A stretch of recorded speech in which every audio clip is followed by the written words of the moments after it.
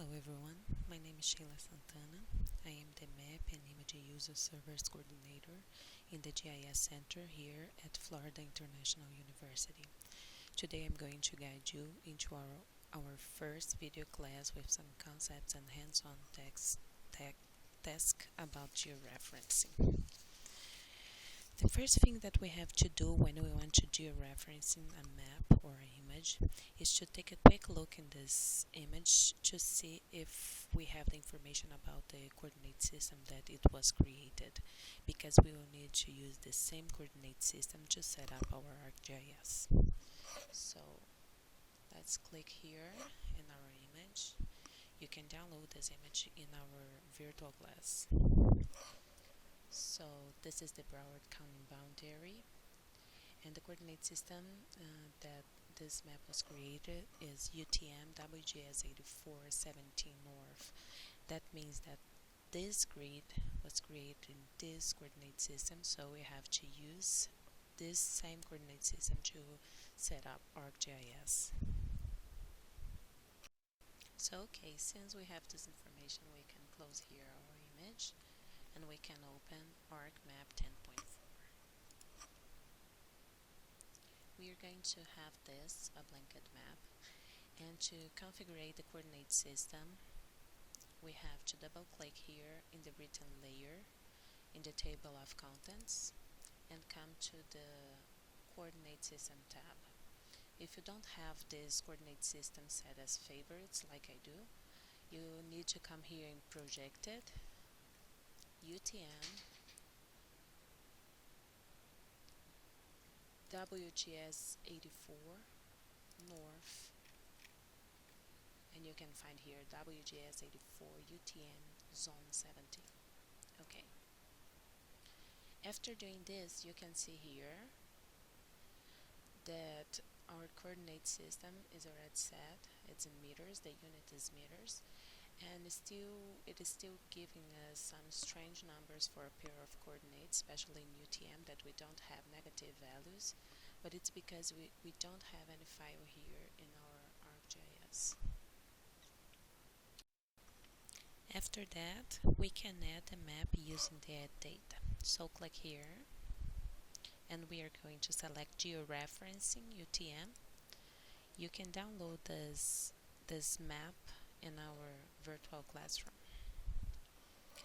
This window will show up, and it's saying only that we don't have a special reference, and that's okay because we don't georeference this map yet.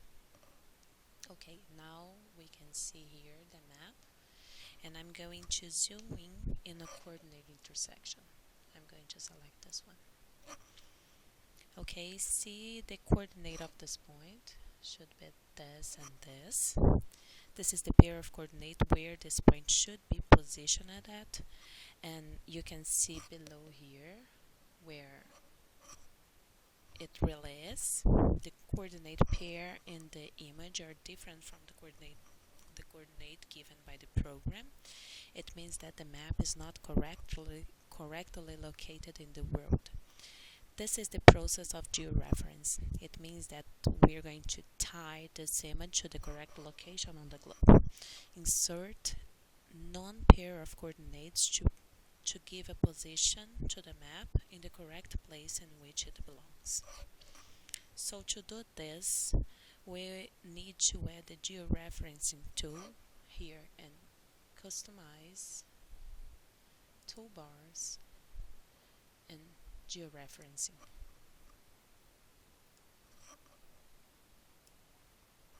This tool needs to be here now in our ArcGIS. Okay, now to georeference, we have three basic rules that we have to follow. Since we are working with a GIS software, we need at least 4 points of control. The first one will give the position of the image, the second one will rotate, the third will give the scale factor, and the fourth will calculate the error.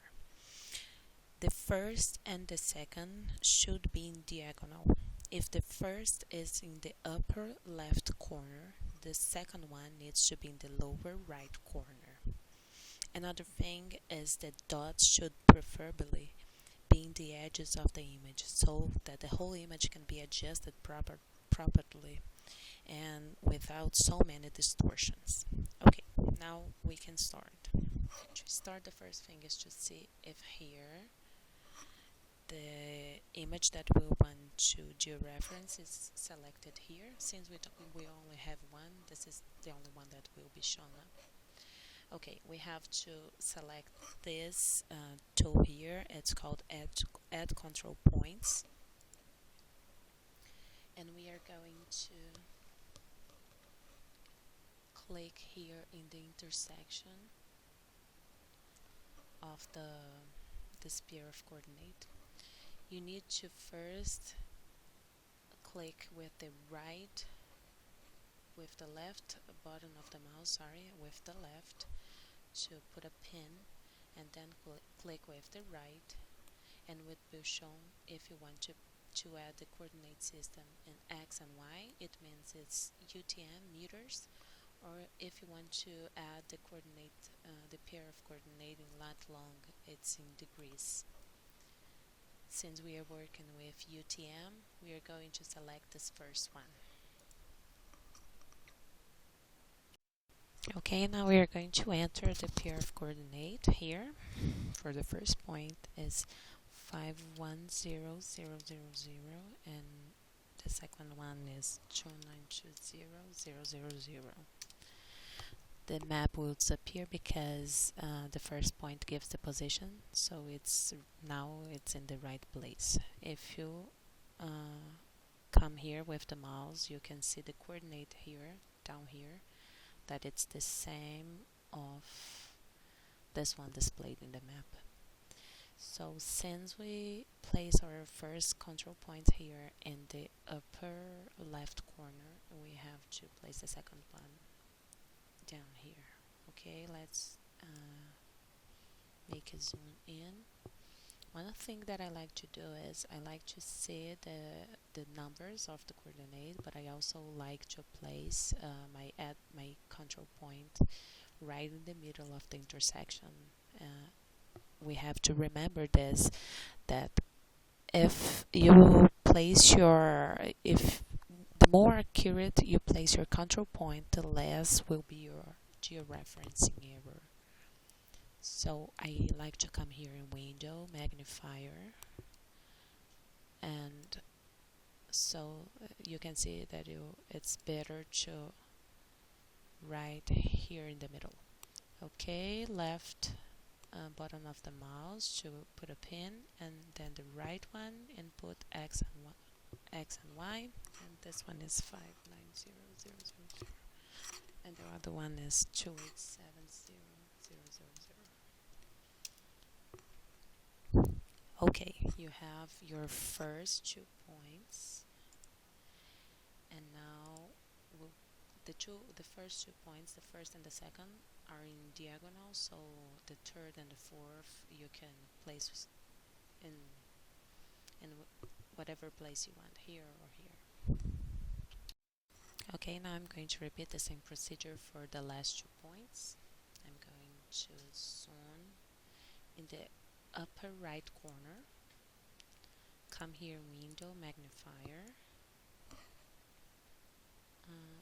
place it in the intersection, select the Add Control Point tool, left click, and then right, and put X and Y, and you can see now that the numbers that the software gave you is much closer to the numbers that we really should have.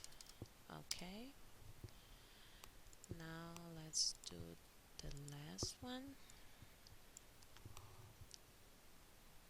Window, Magnifier.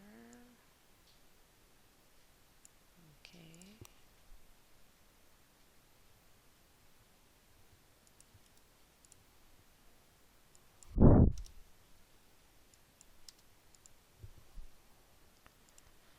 Okay, now we have the first 4 points that we need. We need at least 4. If you want to add more, that's okay, but for this specific map, I think only 4 it's enough for us. After adding these 4 points, there are 2 more things that we have to check. Let's come here in this option, view link table, and here we will have more information about this procedure that we have just done. The first thing, we have to decide which transformation we are going to use here. So use the first order or the affine transformation if you want to shift, scale, or rotate your raster dataset. The higher the transformation order, the more complex the distortion that can be corrected. However, transformation higher than third order is almost never needed. Higher order transformation require more links, and with this it involves more processing time. In general, if a raster dataset needs to be stretched, scaled, or rotated, you can go with the first order transformation, which is our case. So if, however, the raster dataset must be bent or curved, you can use the second or the third order transformation. And the second thing that we have to look is here, the total error. We have here an error of 3.56, and the question is, how am I going to know if the error is good enough to go ahead? There is an understanding that every map has unavoidable errors. So, and it's agreed that the best map considering this unavoidable error, a map quality pattern A, has an error of up of 2/10 millimeters of the scale of the map. That means, imagine that I have a map here with the scale 1 to 10,000. So if 1 millimeter is equal to 10,000 millimeters, if you make this math, you can see that the error can be up to 2 meters. In our case, that the scale is 1 to 330,000. Doing this math, we can have an error up to 66 meters, and we will still have a map quality pattern A. So since I have here an error of 3.56, I'm good to go ahead. Okay, now we can just close here. And to finish this georeferencing, we have 2 options. It's update georeference or rectify. If you're going to update georeference, you just click and it's going to overlap your file, and it's already done. And if you decide to rectify, it's going to create another file storing the georeference information. We are going to this one to show how it works. Okay, we're not going to change anything here. We're only going to select the output location. So click here in the folder, and please just select the folder instead of get inside of it. And I'm going to click here and add the name Geo to know that this is the one that is georeferenced. You can select the format. I would recommend to go with TIFF, that is GeoTIFF or EMG, because this and this are the most common softwares of GIS and remote sensing use these 2 formats. Okay, and save, and it's going to process.